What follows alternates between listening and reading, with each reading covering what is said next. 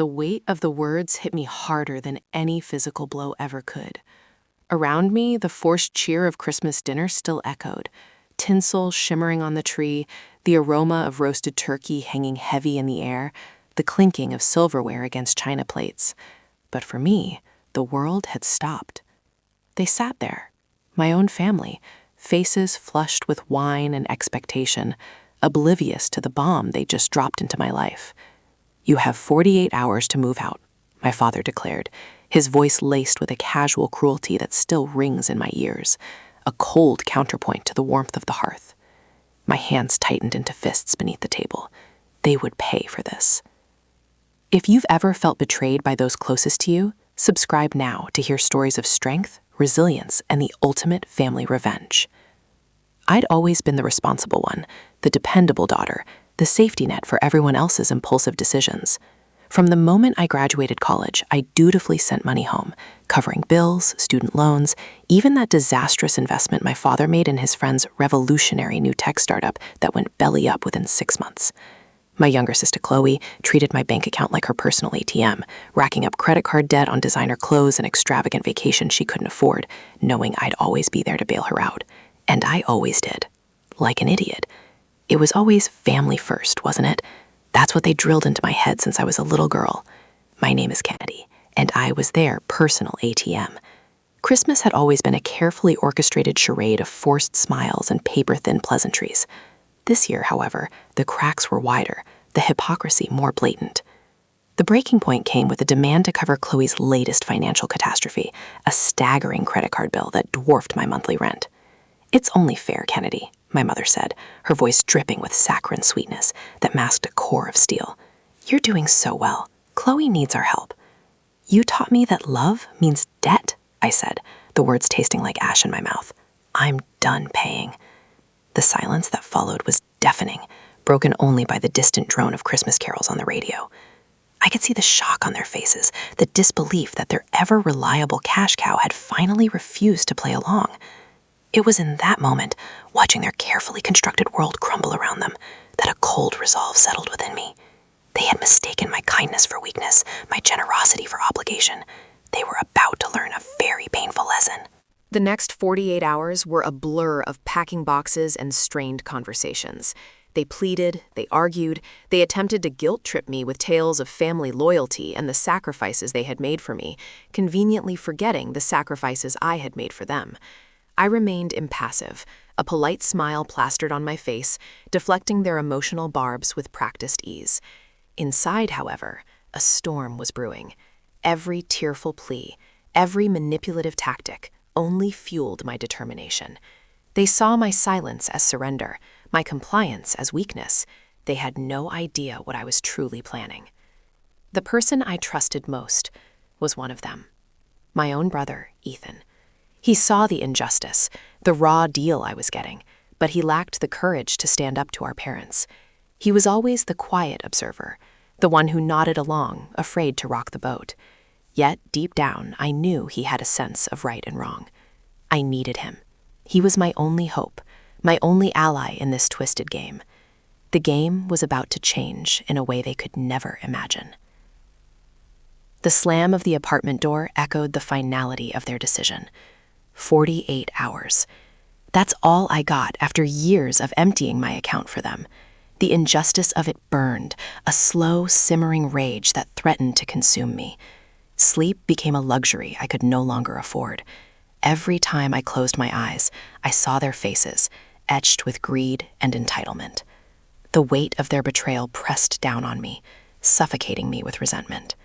I tossed and turned, the cheap mattress doing little to ease my discomfort, the silence of my tiny apartment amplifying the turmoil in my mind. Every creak of the floorboards, every distant siren, was a reminder of my isolation. I was alone, stripped bare, discarded like yesterday's trash. I tried to reason with them, one last desperate attempt to salvage what was left of our family. I called my mother, my voice trembling with a mixture of anger and desperation. I pleaded with her to see reason, to understand the financial strain they were putting me under. I reminded her of all the times I had come to their rescue, the sacrifices I had made to keep them afloat. But her voice remained cold, unwavering. Chloe needs this, Kennedy, she repeated, her tone dismissive. Don't be selfish. Selfish? After everything I had done for them, I was the selfish one? The irony was almost comical.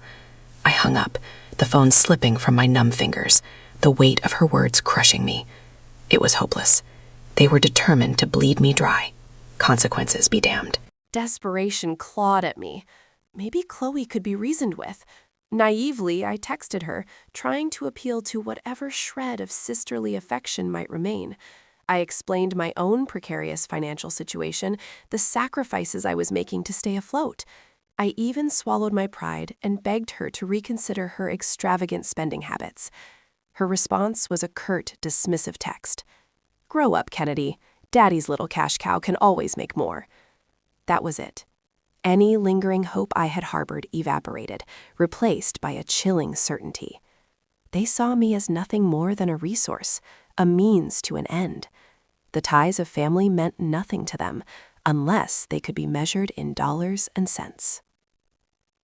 The days that followed were a living nightmare. I threw myself into work, desperately trying to distract myself from the gnawing anxiety that threatened to overwhelm me. But even there, I couldn't escape the shadow of their betrayal. Every bill I paid, every grocery item I purchased, was a painful reminder of the money I had squandered on their selfish whims. The faces of my colleagues seemed to blur into a single mocking entity.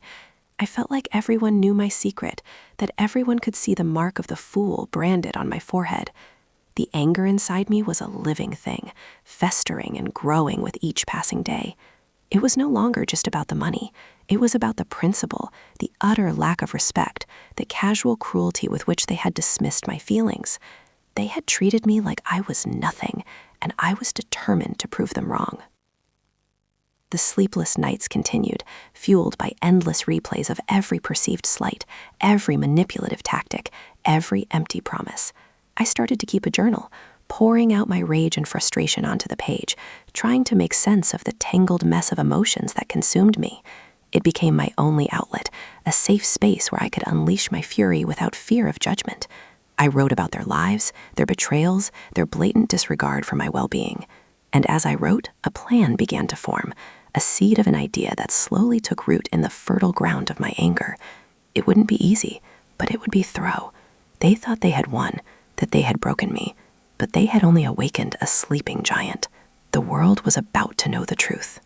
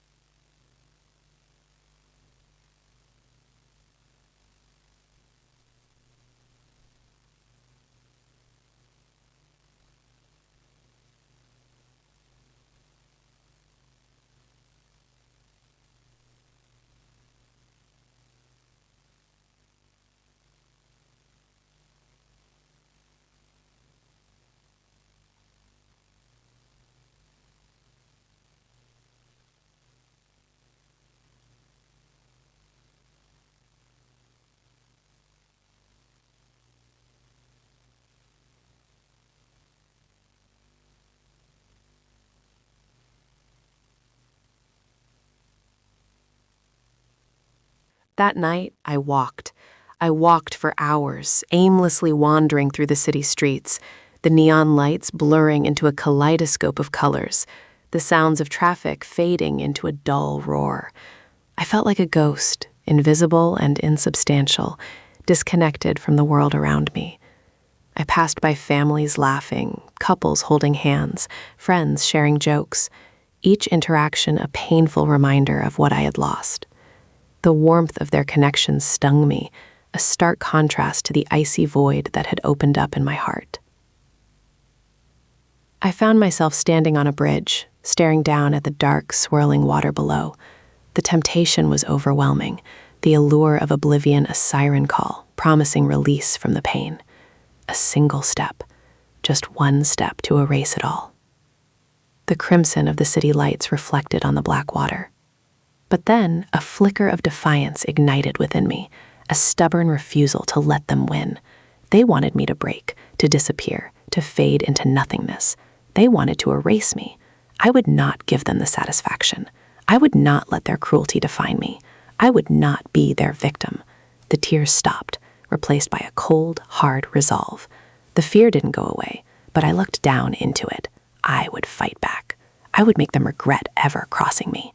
The spark of revenge, previously a small ember, blazed into a roaring fire, fueled by years of resentment and a burning desire for justice. I spent the next few days living on the fringes, couch surfing with acquaintances, sleeping in my car, showering at the gym. Each indignity, each discomfort only strengthened my resolve. I meticulously documented every expense they had forced me to cover, every loan I had co-signed, every gift I had purchased. I gathered evidence of their manipulation, their lies, their financial irresponsibility. The journal became my weapon, a repository of their sins, a blueprint for their downfall. Ethan kept calling, ridden with guilt, but I refused to answer. He had made his choice. He was one of them. It would take more than tears to get back in my good graces. I started researching their assets, their investments, their hidden accounts. I scoured public records, social media posts, anything that could give me an edge. I discovered a web of deceit and financial impropriety that stretched back for years. My father's business dealings were shady at best, bordering on illegal. My mother had a secret offshore account filled with money she had siphoned from the family business. Chloe was drowning in debt, but continued to flaunt her extravagant lifestyle, funded by my hard-earned cash. They thought they were untouchable, that their secrets were safe. They were wrong. So wrong. The turning point came when I stumbled upon a series of emails between my father and his business partner, detailing a scheme to defraud investors out of millions of dollars. The evidence was damning, irrefutable. It was the key I needed, the weapon that would shatter their carefully constructed world. A smile crept across my face, a cold, predatory smile that I barely recognized. The hunted had become the hunter. The victim had become the architect of their destruction. The game had changed. I was coming for them, and I was bringing hell with me. I knew exactly what to do. I knew exactly how to end this. The day they thought they had broken me was the day they signed their own destruction warrants. I smiled at their pitying glances, their condescending tones, all the while recording every word, every action, every subtle nuance of their betrayal in the steel trap of my memory. They thought I was defeated, a broken woman shuffling out of their lives with my tail between my legs. They couldn't have been more wrong. I was a predator, wounded but far from defeated, meticulously planning my attack from the shadows. My phone became my most trusted weapon. Every conversation with them, every text message, every email was carefully archived, analyzed, scrutinized for any hint of weakness, any vulnerability I could exploit. I even installed a hidden camera and a gift I knew my mother would treasure, a decorative birdhouse for her prized rose garden, now capturing the comings and goings of the house, as well as their private conversations. My brother, Ethan, plagued by guilt, tried again to reach out. This time, I answered. His voice was thick with remorse, begging for forgiveness, claiming he was powerless to stop our parents. I played along, feigning forgiveness, lulling him into a false sense of security. He became my informant, unwittingly feeding me information about their plans, their anxieties, their mounting financial woes. He spoke of my father's increasingly erratic behavior, his desperate attempts to secure new investors for his failing business. He mentioned my mother's growing paranoia, her fear that their secrets would be exposed. He even hinted at Chloe's mounting debts and her increasingly desperate attempts to maintain her lavish lifestyle. Each tidbit of information was another piece of the puzzle, bringing my plan closer to fruition. My days were a carefully constructed performance. I acted the part of the struggling victim, confiding in sympathetic friends, exaggerating my hardships, playing on their pity. This served two purposes. It reinforced the illusion of my defeat in my family's eyes, and it created a network of allies who would unknowingly contribute to their downfall. I accidentally let slip details about my father's shady business dealings to a friend who worked as a financial journalist. I casually mentioned Chloe's reckless spending habits to a mutual acquaintance who happened to be a bankruptcy lawyer. I even innocently confided in a former classmate who worked for the IRS about my mother's offshore account, framing it as a hypothetical situation, seeking advice. The weeks turned into a relentless grind of research, planning, and deception. I devoured legal documents, financial statements, and corporate filings, piecing together the intricate web of their lies and deceit. I consulted with a forensic accountant, a cybersecurity expert, and a private investigator, carefully laying the groundwork for my attack. I learned how to trace offshore accounts, how to uncover hidden assets, and how to expose fraudulent business practices. The cost was considerable, draining my already depleted savings, but it was a necessary investment. I was building an airtight case, one that would leave them no escape. There were close calls, moments when my carefully constructed facade threatened to crumble. My mother, ever suspicious, began to question my sudden change in demeanor, my newfound confidence. She accused me of plotting something, of seeking revenge. I brushed it off with a laugh, dismissing her concerns as paranoia. I even feigned a tearful apology, claiming I was simply trying to move on with my life. My father, consumed by his own problems, remained largely oblivious, too preoccupied with his failing business to notice the storm brewing around him. Chloe, blinded by her own self-absorption, continued to treat me with disdain, unaware that she was dancing on the edge of a precipice. As my plan neared completion, the anticipation became almost unbearable. The temptation to unleash my fury, to expose their crimes, to watch their world crumble around them was overwhelming. But I resisted, knowing that patience was my greatest weapon. I had to wait for the perfect moment, the precise alignment of circumstances that would maximize their pain and ensure their complete and utter destruction. I visualized their faces, their expressions of shock and disbelief as the truth was revealed. I imagined the shame, the humiliation, the loss of everything they held dear.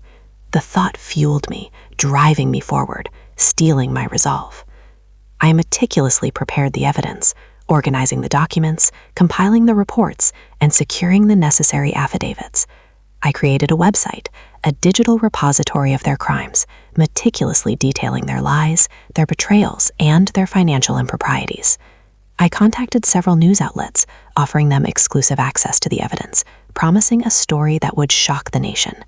I even drafted a legal complaint outlining their fraudulent activities and demanding restitution for the money they had stolen from me. The stage was set, the players were in place, the curtain was about to rise. The day they tried to finally end me was the day their own world ended. They walked right into it. My mother, bless her heart, couldn't resist the lure of a good bargain, especially when it came to art. She'd always fancied herself a connoisseur, even though her taste ran more towards gaudy and overpriced than truly valuable. So when Ethan, still desperate to earn my forgiveness, mentioned a private auction featuring a collection of lost Impressionist paintings, supposedly smuggled out of Europe during the war, I knew she'd bite. Hook, line, and sinker. The auction itself was a setup, of course, a meticulously staged event held in a rented warehouse on the outskirts of town. The auctioneer was a struggling actor I'd hired. The art collectors were friends of friends paid to bid up the prices, and the paintings themselves were clever forgeries I'd commissioned from a talented art student. The whole thing was designed to prey on the vanity and greed of people like my mother, and it worked perfectly. She arrived at the warehouse dressed to the nines, radiating an air of smug superiority. Chloe was with her, dripping in designer clothes and a bored expression, clearly only there for the champagne and canopies. My father, surprisingly, was absent, claiming a last-minute business trip. Probably trying to salvage what was left of his crumbling empire, I thought with a grim satisfaction. As the auction progressed, my mother became increasingly animated, her eyes gleaming with avarice as she outbid her rivals for each painting. Chloe, meanwhile, seemed more interested in flirting with the art collectors and racking up a tab at the open bar. I watched from the shadows, a ghost in the machine, manipulating the strings from behind the scenes. Ethan, bless his naive soul, was nowhere to be seen, probably too racked with guilt to witness the spectacle. The climax of the auction came with the unveiling of the star piece, a supposed Monet landscape bathed in the ethereal light of a Provençal sunset. My mother gasped, her hand flying to her chest, her eyes practically popping out of her head. She had to have it. She simply had to. The bidding was fierce, a battle of wills between her and a particularly persistent art collector with a suspiciously familiar face. Finally, after a prolonged and theatrical struggle, she emerged victorious, securing the painting for an obscene sum, a sum that would effectively wipe out her secret offshore account. As the gavel came down, a triumphant smile spread across her face. She had won. Or so she thought. The painting, of course, was worthless, a cheap imitation destined to gather dust in her opulent mansion, a constant reminder of her own foolishness and greed. But the real damage was yet to come. As soon as the auction ended, I unleashed the hounds. The financial journalist I tipped off published a scathing exposé, detailing my father's fraudulent business dealings and my mother's hidden assets. The IRS raided their mansion, seizing their records and freezing their accounts. The SEC launched an investigation into my father's company, uncovering a mountain of evidence of securities fraud. Chloe's creditors came calling, demanding repayment of her mounting debts. And the local news ran a segment on the fake art auction, featuring interviews with disgruntled art collectors and exposing my mother as a gullible and pretentious fool. Their carefully constructed world crumbled around them, reduced to rubble in a matter of hours. But that wasn't enough. I wanted to watch them squirm. I wanted to see the fear in their eyes, the desperation in their voices. So I arranged a family meeting, summoning them to my newly acquired, modest apartment, a stark contrast to their lavish lifestyle. I wanted them on my turf, where I could control the narrative. I made sure to keep the decorative birdhouse with its hidden camera on prominent display, a silent reminder that their every word and action was being recorded. They arrived separately, each radiating a mixture of anger, confusion, and a palpable sense of dread. My father, looking haggard and defeated, reeked of desperation. My mother, her face a mask of fury, spat venomous accusations. And Chloe, stripped of her designer clothes and her carefree attitude, looked like a frightened child. Ethan was absent, again. "What is the meaning of this, Kennedy?" my mother demanded, her voice trembling with rage. "Why have you brought us here?" I smiled, a slow, predatory smile that sent a shiver down her spine. "I thought it was time for a little family reunion," I said, my voice dripping with sarcasm. "A chance to catch up, reminisce about old times, and maybe settle a few scores." I paused, letting the silence hang heavy in the air. "You see, I know everything. I know about the fraudulent business dealings, the hidden accounts, the mountains of debt. I know about the lies, the betrayals, the manipulations, and I'm not going to let you get away with it." My father opened his mouth to speak, but I cut him off with a wave of my hand. "Don't bother denying it," I said, my voice cold and hard. "I have the evidence. Everything you've done, every dirty secret you've tried to hide, is about to be exposed." I could see the fear in their eyes now, the realization that they had underestimated me, that they had played the wrong game. They were trapped, and I held all the cards. The climax was near. I could feel it. The storm was coming. The color drained from my mother's face. Chloe started to sob, a pathetic, sniveling sound. My father, however, remained eerily calm, a flicker of something unreadable in his eyes. He'd always been a master of deception, hiding his true emotions behind a carefully constructed facade. But I knew, deep down, that he was terrified. I pressed play on my laptop, connecting it to the large-screen TV in the room. The website I had created flashed to life, the headlines screaming their crimes in bold, undeniable letters. Below, a meticulously curated collection of evidence, financial statements, emails, photographs, and video recordings, all meticulously organized and annotated to tell the story of their deceit. The first video began to play, a recording from the birdhouse camera of my parents discussing their plans to defraud investors, their voices cold and calculating, their words dripping with malice. Then came the email exchanges detailing my mother's offshore account, followed by Chloe's social media posts flaunting her extravagant lifestyle, juxtaposed with court documents outlining her crippling debt. Each piece of evidence was a hammer blow, shattering their carefully constructed image, exposing their true selves for the world to see. As the videos played, I watched their faces crumble, their expressions shifting from anger to disbelief to abject despair. My mother began to hyperventilate, clutching at her chest, her eyes wide with panic. Chloe's sobs grew louder, more hysterical. And my father finally lost his composure, his face contorted with rage, his hands clenched into fists. He lunged towards me, a primal scream erupting from his throat, but I was ready for him. I pressed a button on my phone, and 2 figures emerged from the back room, burly men I'd hired for security, their faces grim and impassive. They restrained him effortlessly, penning him against the wall, his struggles futile. "Let me go," he roared, his voice hoarse with fury. "I'll destroy you for this, Kennedy. You hear me? I'll end you." I simply smiled, unfazed by his threats. "It's a little too late for that, Father," I said, my voice calm and steady. "You should have thought of that before you stole my inheritance, before you ruined my life." I turned my attention back to the screen, where the final video was playing, a recording of Chloe confessing to her role in the scheme, admitting that she had manipulated me, used me for my money, and reveled in my suffering. It was the final nail in their coffin, the ultimate betrayal. As the video ended, a deafening silence filled the room, broken only by Chloe's sobs and my mother's ragged breathing. I turned to face them, my eyes cold and unforgiving. "It's over," I said, my voice barely a whisper. "You've lost everything." The authorities arrived shortly after, alerted by the news outlets I had contacted. My parents were taken into custody, facing a long list of charges, including fraud, embezzlement, and tax evasion. Chloe, facing mounting debts and potential legal repercussions, was left to fend for herself, her lavish lifestyle reduced to ashes. As they were led away, they turned to look at me, their eyes filled with hatred and resentment. But I didn't flinch. I simply stood there, watching them go, a sense of quiet satisfaction washing over me. The aftermath was swift and brutal. My father's company collapsed, his reputation in ruins. My mother's secret offshore account was seized by the authorities, her ill-gotten gains gone forever. Chloe was forced to declare bankruptcy, her designer clothes and luxury cars repossessed. They lost their mansion, their friends, their social standing. They were pariahs, shunned by society, their lives irrevocably shattered. Ethan, consumed by guilt and remorse, disappeared, leaving a note saying he couldn't live with what had happened. I never saw him again. As for me, I picked up the pieces of my life, slowly and carefully rebuilding what they had destroyed.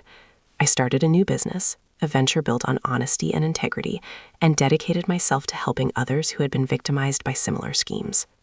I found solace in my work, in my friends, and in the knowledge that I had finally brought them to justice. I received messages from former investors of my father thanking me for exposing him and returning some peace to their lives. The financial journalist who had broken the story contacted me, seeking to write a book about the ordeal. My life became about giving back and creating a positive impact. I focused on helping others and became a beacon of hope for those who had been wronged. I also made sure the birdhouse found a new home in a local park where it could capture the sounds of nature rather than the whispers of greed. The entire ordeal was a long and arduous journey, filled with pain, betrayal, and heartache. But in the end, it was worth it. I had faced my demons, conquered my fears, and emerged stronger and more resilient than ever before. I had taken back my power, reclaimed my life, and found peace in the ashes of their destruction. Revenge isn't sweet, it's necessary. Sometimes the only way to heal is to confront those who have wronged you, to hold them accountable for their actions, and to ensure that they never have the opportunity to hurt anyone else again. They lost everything. I just smiled. Would you have done the same? Let me know in the comments. Subscribe for more justice.